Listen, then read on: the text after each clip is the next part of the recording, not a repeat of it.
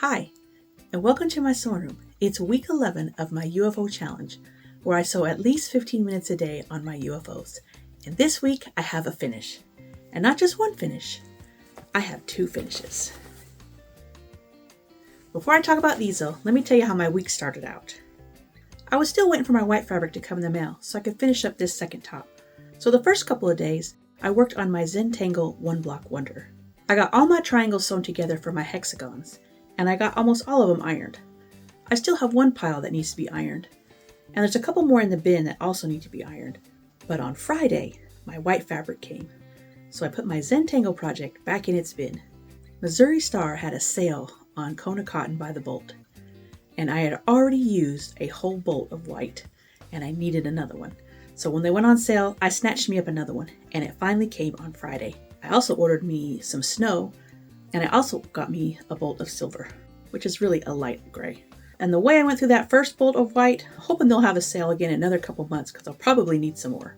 On Friday, I cut out the rest of the shapes I needed for my white.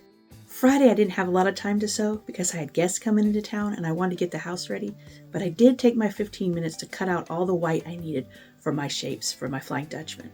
And then I put it aside. I didn't get to work on it again until Saturday night. On Saturday, I sewed all my Flying Geese. That took me a little bit longer than 15 minutes. But I sat down and I got all those finished. On Sunday, I started piecing my blocks together. I started putting my geese together in quarters and then in halves and then in holes. And by Monday, I had all the rows ready to go for my second top. On Tuesday, I put a big chunk of time into this project. I was ready to have these two quilts finished.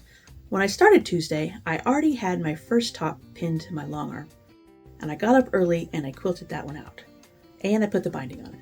That took me about 30 minutes. So Tuesday morning before I went to work, I had the first Flying Dutchman quilt, quilted and bound. Later in the day, I took the time and I knocked this one out. I probably spent about 4 hours. I'll add it all up and I'll put all the times for each day down in the description below. But I wanted to get this finished, so I knocked it out. I made the sashing, I put everything together, I added the borders, I made my backing, I got it on the quilting frame, quilted it up, and then bound it. And it was ready to go. And I have two quilts finished, and I'm super excited. For the backing on these, I like to use up some of my older fabric. I probably had this purple and this blue one for about 20 years. So it's nice to get it off the shelf and get it into a project that'll be used. When I made the first quilt top from the Flying Dutchman, I stopped at the inner white borders. I thought it would look neat to have the Flying Dutchman floating around in some white with just a thin blue frame around it with the binding. But I wanted to see how it would look with a nice blue border as well, so that's why I added the second one. It's fun to see the quilt in two different ways, with a border and without a border. Which one do you like? At first I liked it without the border, but the more I look at it, I'm really starting to like the one with the border. It really just all comes down to preference, and maybe sometimes even your mood. Either way, they're both fun quilts. With the extra border or without the extra border, they're both going to be loved and used up. This quilt was started with the intention to donate to somebody who needed it, and I'm going to stick with that. And not only do I have one, but I have two that I can pass along to somebody who could use it.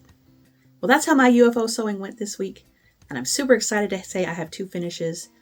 And now it's on to the next one, which I haven't picked out yet. I'll probably do another random generator, so come back next week to see which project I'm going to start on next. Thanks so much for watching, and happy quilting.